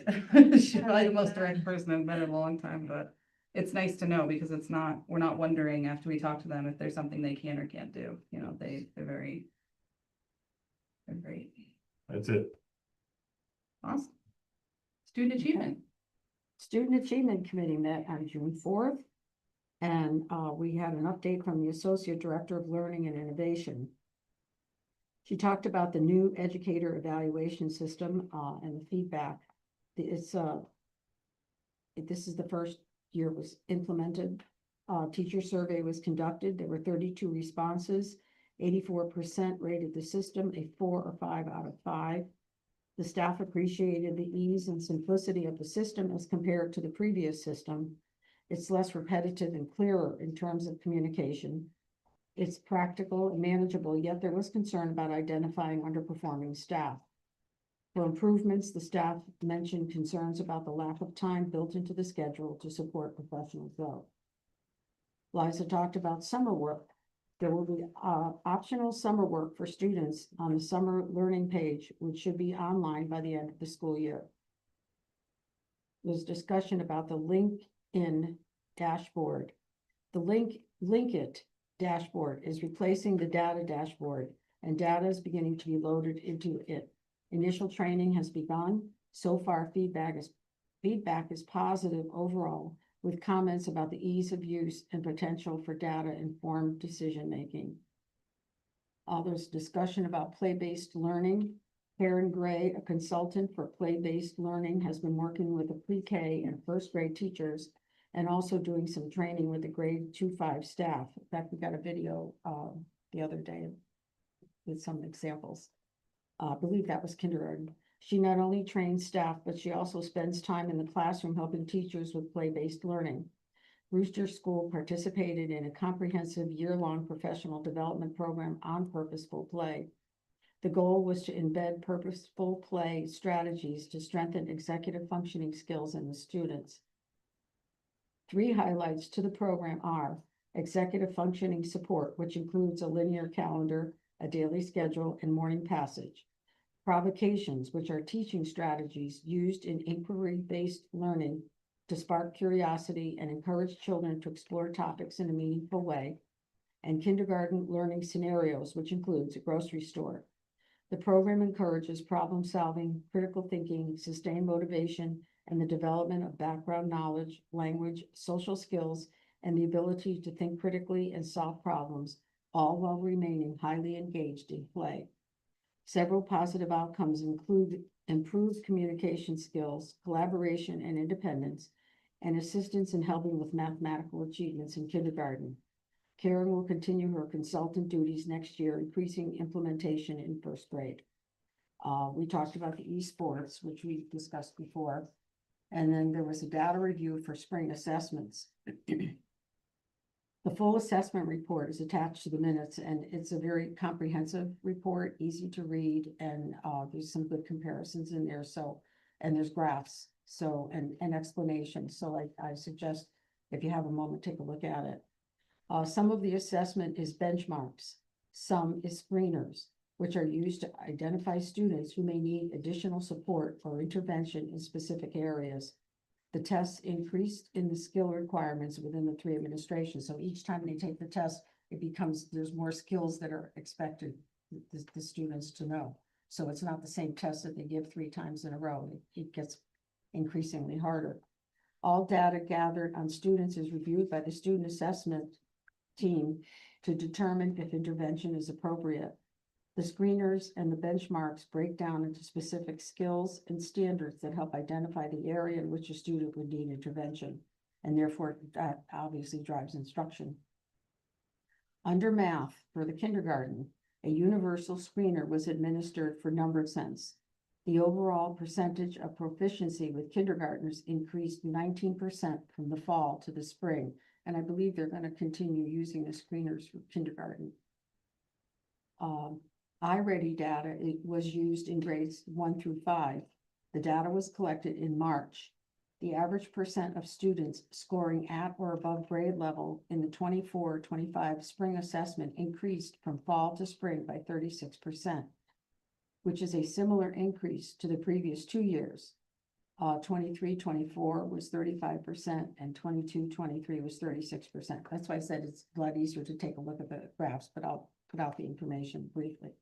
The median percent progress toward typical growth, because we do talk about not just their assessment skills, but what's their growth. So the typical growth goal between the fall and spring administrations for 24-25 was 78%, which is a similar growth to the previous 2 years, which again, 23-24 was 82%, 22-23 was 78%. The IXL was administered for grades, this is math now, I'm still in math, for grades 6 through 8. That was new this year. The percent on or above grade level change from fall to spring scores for grade 6 was 24%. Grade 7 was 8%, grade 8 was 3%. The IXL recommends a 10% per month growth, and the average growth for strong school per month is 23 points. So they're above the 10 points that are recommended. For ELA, DIBELS was administered for grades K-5. This is a state mandated evaluation. The average percent of students scoring at or above grade level in 24-25 spring assessment increased from 58% to 68%. The average growth from fall to spring in 24-25 was 118 points, which is similar to the increase of 119 points in 23-24 and 116 points in 22-23. So it's staying pretty well leveled. IXL for grades 6 through 8, the percent at or above grade level increased by 17% for grade 2, 21% for grade 7, 22% for grade 8. The average growth per month for strong school in ELA is 26 points. And remember that IXL recommends a monthly growth of 10 points. So how does this data inform instruction and future actions for consideration? There's 2 pages worth of information on that. That's all attached to the minutes. And I suggest you take a look at it because there's a lot in there. And that's it. You know, it's neat to see, you know, the growth and stuff. I was just gonna mention something like that. Liza did an amazing job at student achievement of explaining how the growth is working and how IXL is working and. This is the report. What's really interesting is she defines benchmark assessments and screener assessments so that you know what the difference is between the two. And then she continues, even though this is not in color, she talks about the screener for kindergarten and then the math testing for the primary grades and the growth. And then she goes into grades 8 math. Again, they're nicely color coded on your computers. Mine doesn't print that way. And she did the same thing for ELA, and then there were comparisons for grades K to 5 for 3 years. Yeah, And I'm then super at the very appreciative of that. end, It's this is Yeah. it's a good report. how does it, what do we do with this information? And this is what they do currently, and then this is what they're talking about for the future. So there's a lot of information on here. Yeah, when we asked several months ago about the fact that, you know, how we wanted to make sure there was no, that kids that were behind or how were they being identified, and for that report to come out the way it's been coming out is, at least now we know. You know, not to say that we didn't know before, but now it's definitely a lot more comprehensive, and I think she's done an amazing job with that. So I took a look at that and And it's she's working with the interesting math because it's cohort not this summer too, that's gonna evaluate that, and she's worked incredibly hard to make sure she's responding on issues, and it's a lot on her right now, so I know that once that kind of the team forms with the curriculum director, it's gonna be, you know, a great team and a great force. I mean, we know we have amazing kids as we saw here, but there are some kids that struggled, like we talked about several months ago, and to know that they're being identified and we're giving them that extra help is super important to me, and I can think for all of us as well, so. And during that meeting, we had asked that color-coded way of information was being presented be kind of the template for the future, because yeah, it was far superior to anything we've seen in previous years. So yeah, it's just simple to understand. Yeah, it's good work. But most importantly, how the data is used and what they do going forward is not static. It evolves depending on what they're getting from the assessments, the information they're getting, assessments, the needs, where students are doing better, where they're having issues. Is it a whole class issue? Is it a grade level issue? Is it just specific students that have certain issues? So they really break it down that way, and they're looking at and redoing the math curriculum for the lower grades on a continuing basis, so they don't do the same thing every year. All right, policy, back to Bob. Policy committee meeting for June 11th was canceled. Let's make me say, I was like, Thanks for pretty that sure that report. one was canceled. Great report. We didn't cancel that till after it went out, so that's a beautiful report on the cancellation. ACES report, I just put this one here real quick. We just had a meeting recently, and they have a new program, and I was gonna give it to Kevin and Dr. Leggett on increasing substitutes in district. They've been really successful this year. So I'll pass that along. ACES was also in the bonding special legislation to be able to do some jumpstart work on some ACES at Chase and Waterbury and a couple other programs. It is amazing what those schools get versus regional districts. So I always get a little testy during ACES meetings. But they've got 3 buildings going. Wintergreen, Bassett, and Chase are all either being renovated, built, or extensive renovations. So they're doing all of them at once, and there's some really extensive governing board meetings on those, and I'm like, One of okay, my ours summer is a little more jobs. simple, and I never thought I'd say our stuff is simple. One of my summer jobs was cutting the lawn at Wintergreen School. Yeah. As a kid. That was a public school in Hampton. Yeah, it was. Yeah. So I'll make sure I get that to Kevin. To go back on the subs you were just talking about, we increased the stipend on that, just recently, did we not? increased it slightly. We did. Are we comparatively speaking, are we competitive with that? We are to a certain degree. I think that our need for substitutes changes throughout the school year. Invariably, after the colleges get out, our pool of substitutes increases. The state has been somewhat flexible in providing waivers for students who don't have their bachelor's degrees to serve as classroom subs, and that has helped immeasurably for us. We have some really talented kids, and many of those kids are graduates of Coggins who are My juniors, son's doing it in seniors in America. college, Yeah. were able to step in and do a really, really good job. Yeah. So- my son- I walked into Memorial and saw a graduate from last year, I was like, hey, what are you doing? He's Yeah, like, my "Subbing." son's doing in Meriden right now, so it's a great program. That's why I was asking. I just want to make sure we're being competitive because it's tough to get good subs. And, you know, we want to make sure that we're competitive and making sure we're getting. Continues to be a challenge, so I'm sure, Olivia, I I'm sure it will is. anxiously await the information you Yeah, have. some pretty good ideas that don't involve fiscal, so I think it'll be interesting to look at, on that one. Board communications, professional development, we're gonna jump around a little bit, because I've got a bunch of things. Bob and I are working on an extensive newsletter that's gonna go out next week. It's 8 pages long, because we've had a lot going on this year, and we've got a lot to talk about coming up for this year. But I'll send it out to all of you before it goes to the printers, in case you have any suggestions, changes. But I'm pretty excited about it. It's, Are you including the new calendar in that to communicate yeah, that? yeah, well, we wanted to wait until, we could have sent it out, I wanted to wait till after the legislation went through. But we waited an extra couple days because I'm waiting on some data from guidance on where our graduates are going.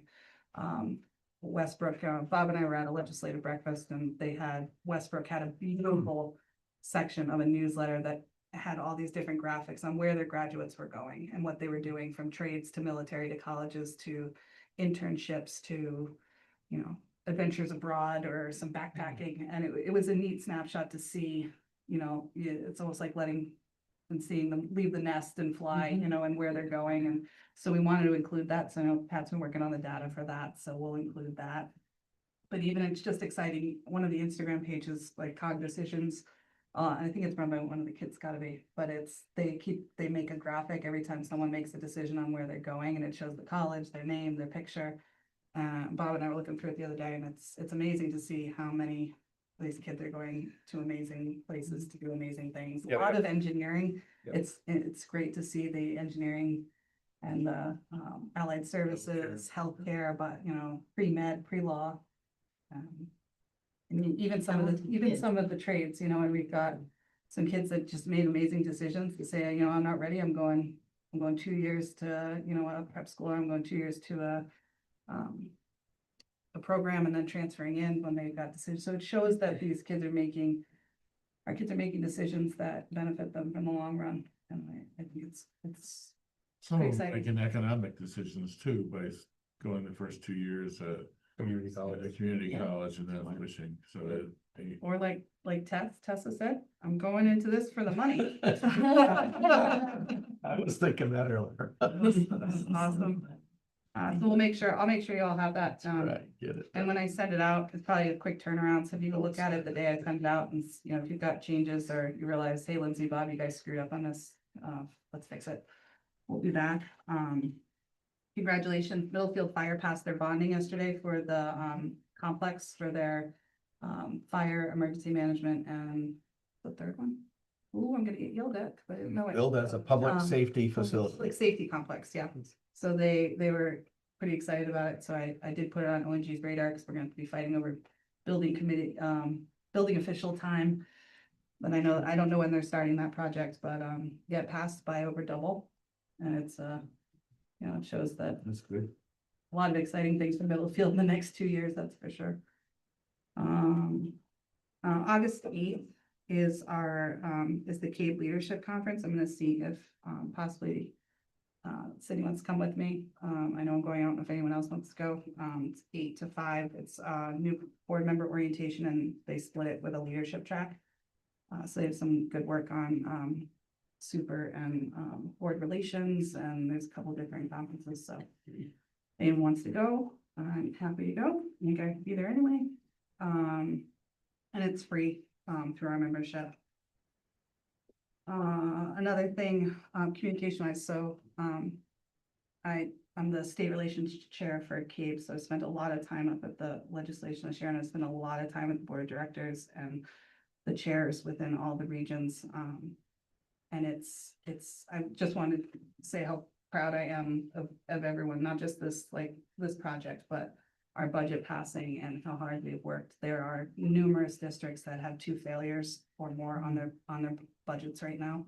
And 2 of the districts are looking at eliminating the middle school sports programs just to be able to pass a budget. And cutting staff at astronomical levels just to meet those needs, and it's really tough, and it's a tough situation for all these boards to be in, and a lot of them have leadership changes, and it's breathe a sigh of relief for the year, so. Thank you all for that. I think that's all I have. Does anyone else have anything? I just want to say that Kevin did a great job on organizing the search for the principal at Strong. I think he made it easy, and there's an awful lot of people to go through, and it was a good. The first screeners were good. The second things were good, and I think thanks for Pat and Sydney for coming, and I think it was a good process and did a great job. Thank you, Bob. Also, there's an 8th grade step up tomorrow. I think we've been invited if you want to go. I think it's at 9:30. Somewhere. I know 5th grade is tomorrow.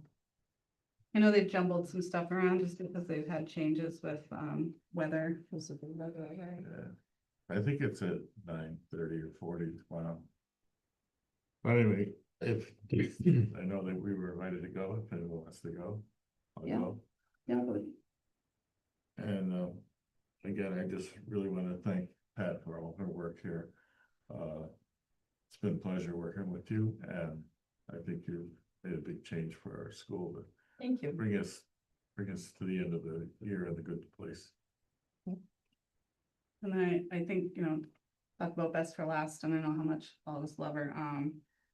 But with, just want to say publicly, with Tina resigning, there's a board seat open, and that will, I believe it's June 25th, is the town meeting for that. And so that's the vacancy for the town meeting that comes from that day until December 1st.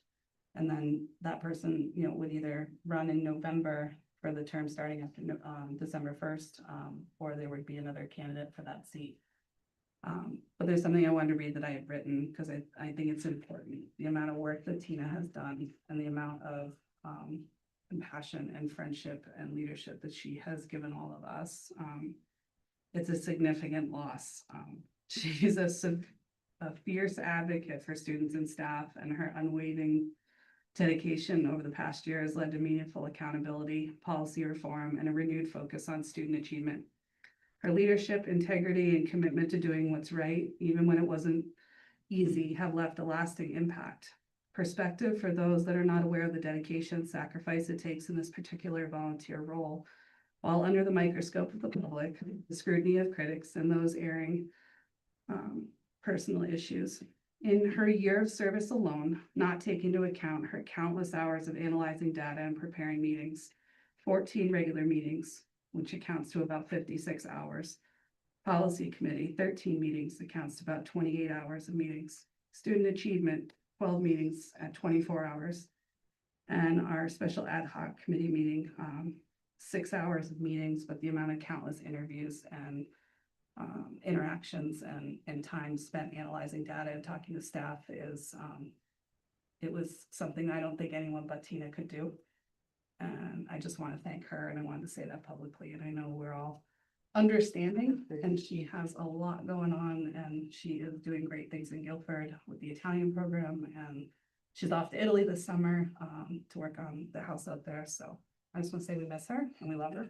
And we're thankful for her. Well, you took the words out of my mouth because I didn't know you were going to do that, but I want to, the same. Tina's been a great partner here. I think everybody on this team here has been amazing as far as whether you're on the Dem side, Republican, Independent, whatever it may be. I think we've had an amazing couple years here, and to lose her is definitely a piece of this team that I think has been very strong. So she is going to be missed. And again, Dr. Charles, thanks so much for all of your commitment here. Kim as well. I'm telling you, this has been a great team. I think a lot of the things that we have accomplished over the past year would not have been even capable of being done without everybody's participation here. So thank you to all of you. It's been a pleasure with all of you, but Tina's going to be missed. Yeah. You don't have anything else? You know, it's graduation on Friday. I don't know who signed up to come or who didn't, but I'm gonna be there. Okay, and I think it'll be great. The weather's supposed to be beautiful. I think we're gonna luck out. The Saturday and Sunday is supposed to rain again. So I think that's the, what, 7th or 8th Yeah. Saturday in a row that's been rain, so. Yeah, it was quite a few days ago. They said Friday was gonna be a washout, Yeah. but now it's. Yeah. really better. It's good. Another great Really group of kids. Yeah. All right, with that, do we have any public comment? Hey, come on up. Thanks for waiting all this time. Sole survivor. It's always nice to hear the hard work you're all doing. My name is Steve McDowell. I'm a parent of 4 students in this district. I have one at Coggins, Strong, Lyman, and Brewster. I want to share a growing concern about the amount of class time high school students are missing due to school-supported absences, things like early dismissals for busing and athletics. Our student at Coggins has missed 38 classes this year for these reasons, not including additional absences we avoided by intentionally prioritizing academics over athletic competitions. That's roughly 8 days of missed instruction, including multiple core subjects like chemistry, English, algebra, and French. We contacted his teachers, administrators, guidance counselor, and the athletic staff 6 weeks ago to raise these concerns. The responses we received from his guidance counselor and most of his teachers were prompt, thoughtful, and very appreciated. Unfortunately, we've yet to receive any acknowledgement from the administrative or athletic sides, and our student confirmed that no one followed up with him either. The lack of response, especially given how often athletics pull students from class, is very disappointing. Just last Friday, before finals, our student was asked to miss class to promote sports at Strong, cutting into a portion of the start of their algebra final. Without realizing the impact, our student didn't question the trip to Strong. He was thankfully able to make up the exam during a portion of his X block and an ensuing period on Friday. But these kinds of situations are setting the tone that academics should work around athletics, and that's not the way it should be. It's very troubling. Another concern continues to be busing for athletic events. Students are often dismissed far earlier than necessary to meet bus schedules, only be dropped off at other schools hours before events begin, left sitting outside. We raised this concern last year as well, but the issue continues with no meaningful change.